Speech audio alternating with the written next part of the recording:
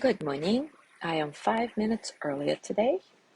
As always, if you're watching it in replay, you can fast forward about 5 minutes or stay with us through our hellos.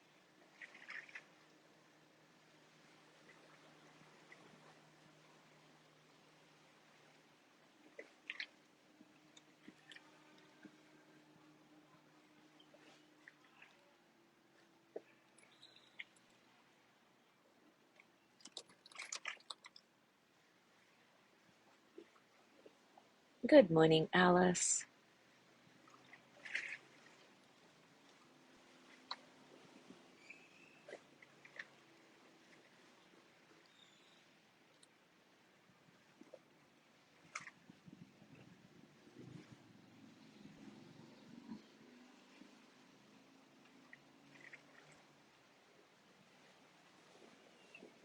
Good morning, Mike.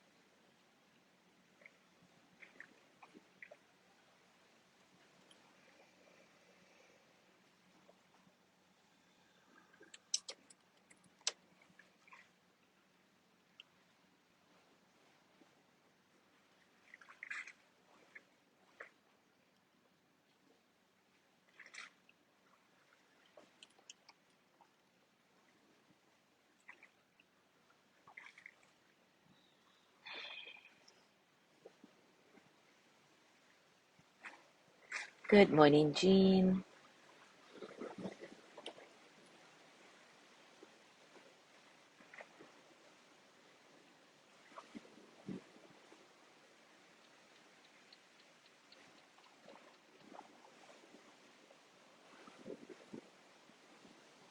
Good morning, Gina.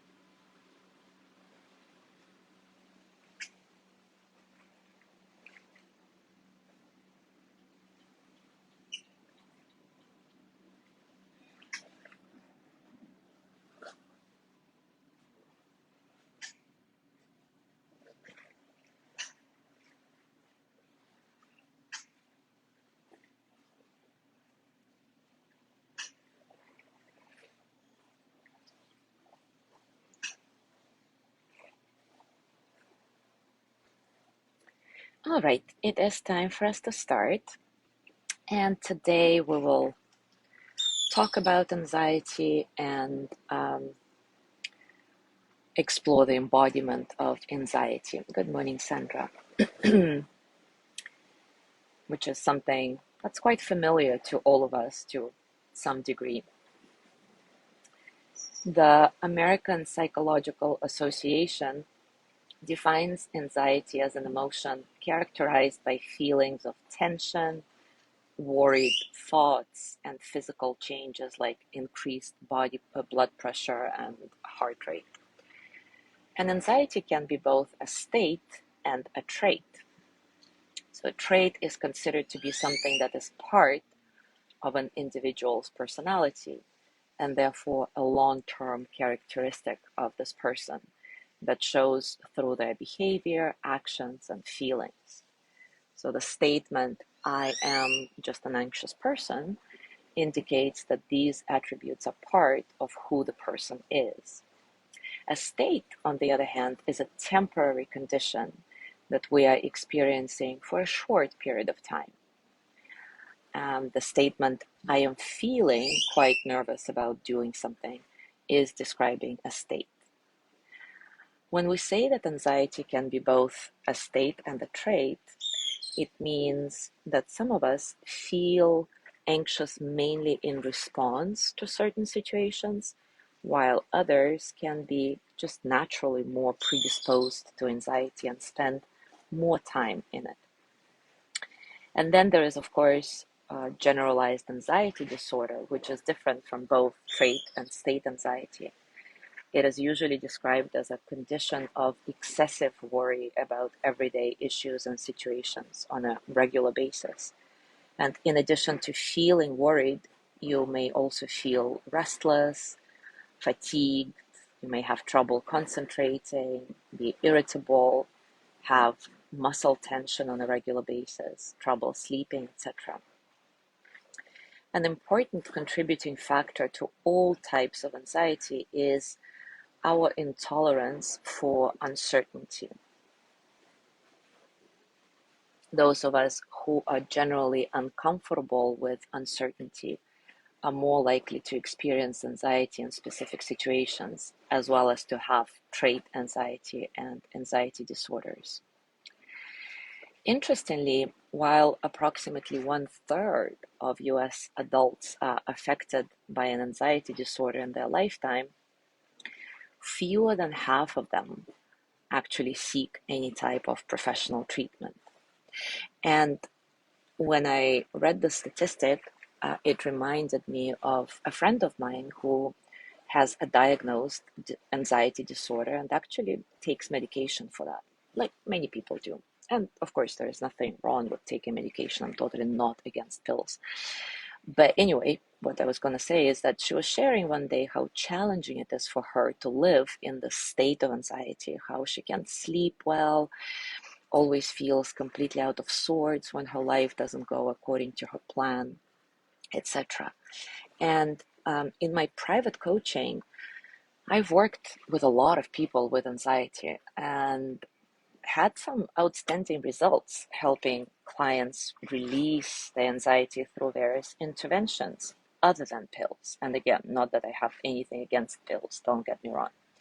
So I just shared this with her, suggesting that she might want to seek therapeutic help to alleviate her anxiety and that it might actually help her completely release it, maybe. And I still remember my shock when she carefully thought about my suggestion and then responded, "Nah, I don't think I want to do that because I cannot even imagine who I would be without my anxiety." Wow, honestly, I couldn't believe my ears. But when I had a chance to process what she said, it actually made a lot of sense. It only proves that we are hardwired to prefer a familiar discomfort to the scary unknown.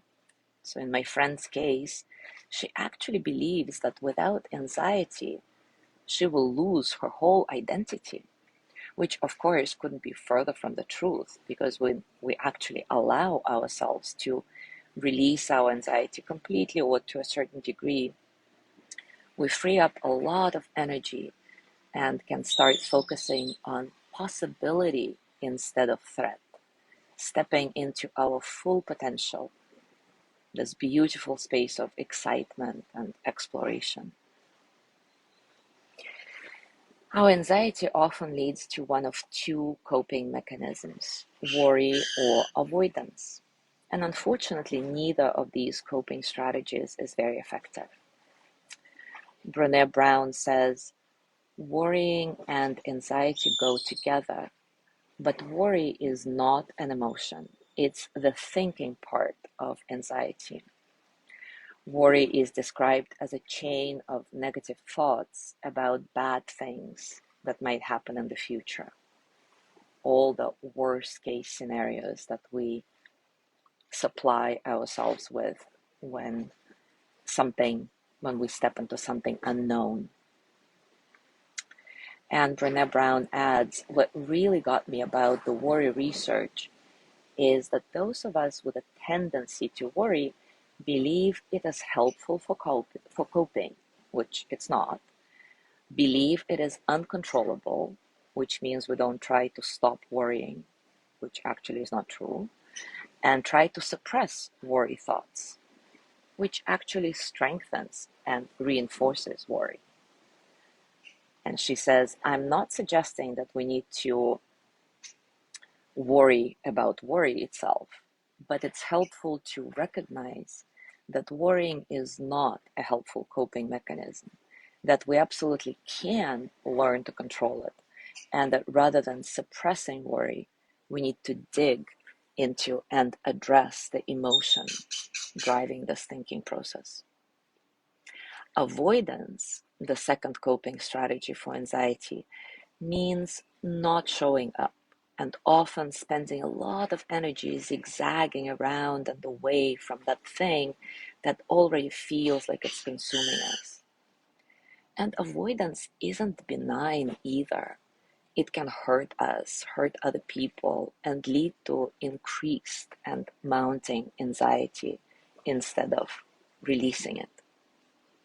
In her book, The Dance of Fear, Dr. Harriet Lerner writes, it is not fear that stops you from doing the brave and true thing in your daily life. Rather, the problem is avoidance.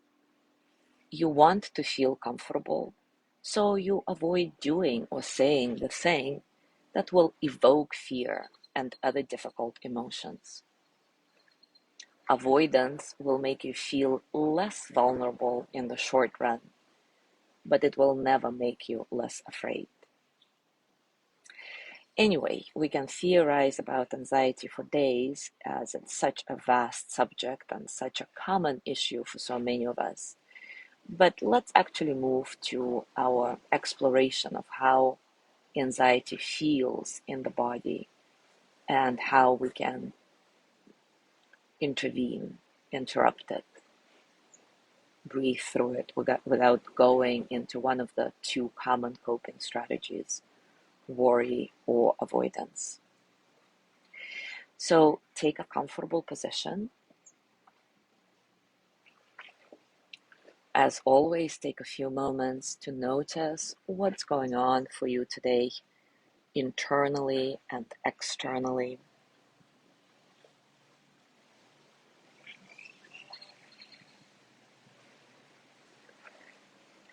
Gently note for yourself what you label as inner and outer, what feels like it's inside versus outside of you.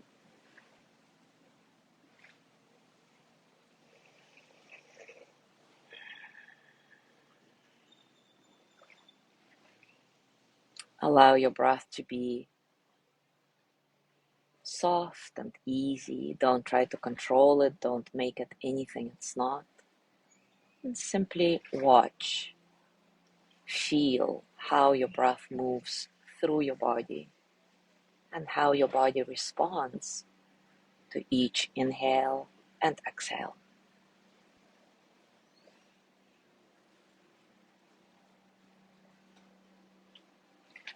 Remember that you can use your breath as your primary anchor for the practice, something that you come back to every time you notice that your mind is not here anymore. But if breath is not a good anchor for you, you can choose another one, any physical sensation in your body that's easy for you to remember to come back to. And now bring to mind something that brings up anxiety for you. And for the purposes of this practice, choose something mild, because we can't go into a really deep exploration on the framework of our mindful mornings, and we don't want to start any downward spiral for you now. And of course, if you feel under-resourced at the moment, perhaps it would be best for you to do a different practice today and come back to this one at another, more appropriate time. So as you bring to mind the situation that makes you mildly anxious, start noticing what happens in your body. As usual, see if you can stay with your direct experiences, however uncomfortable they may be, even if just for a few moments. Remember, you're not trying to judge or interrupt anything. You're just collecting the data that flows through your body and mind. So notice, what are your physical sensations right now? What happens to your breath? Your heart rate?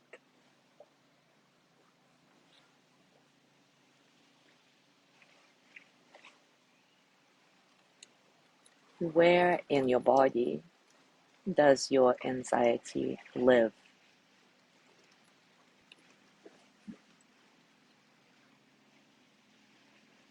Your chest, your belly, or maybe it's a full body experience somehow.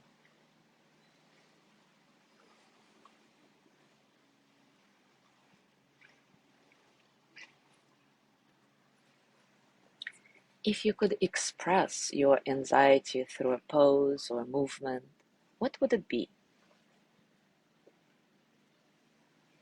Don't just think about it, actually do it.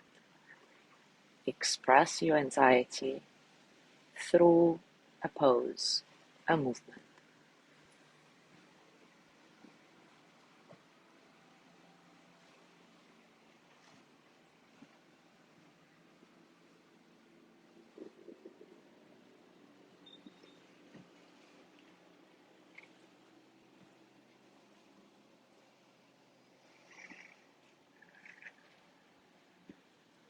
What are you thinking right now?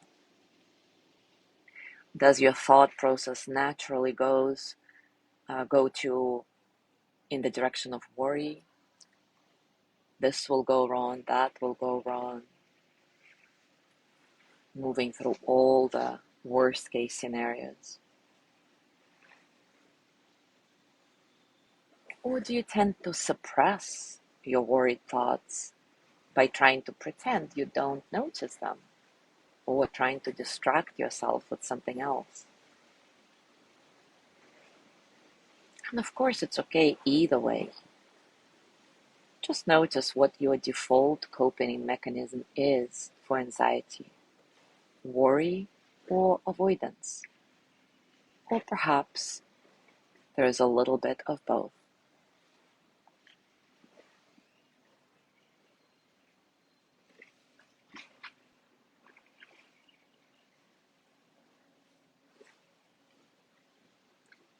Remind yourself that neither worry nor avoidance is a good coping strategy for anxiety. In the end, they only perpetuate it. Instead, bring all of your attention to your feet right now and start scanning your body gently from the feet up.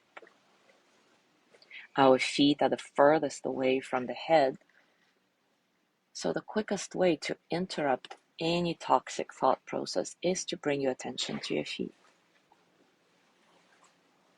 So now move your attention slowly to your ankles, knees, hips, pelvis, belly, chest, arms, neck and throat, and finally your head. How are you feeling now? Has this quick scan helped you alleviate your anxiety a little bit? What happened to your thought process?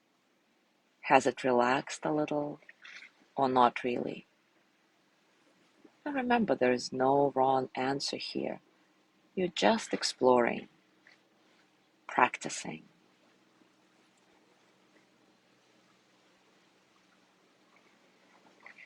Now bring your hands to your heart and repeat after me. I am here. I am breathing. My heart is beating. My mind is working. So even with this anxiety present, right here, right now, in this very moment, I am okay. All is well in my world.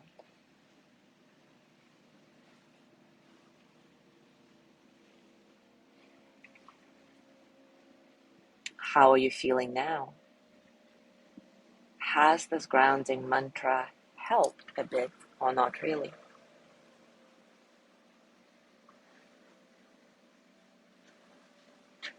As you go through your day today, I invite you to notice what makes you anxious and what your default coping strategy is, worry or avoidance.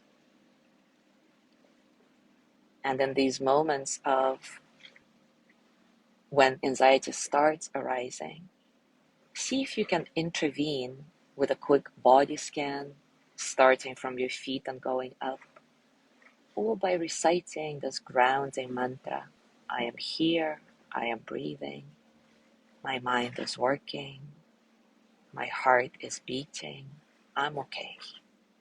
All is well in my world. And see if this changes anything. Don't get discouraged if it doesn't right away. Keep practicing. Keep exploring. Thank you so much for being here today. Have a beautiful day, and I will see you tomorrow.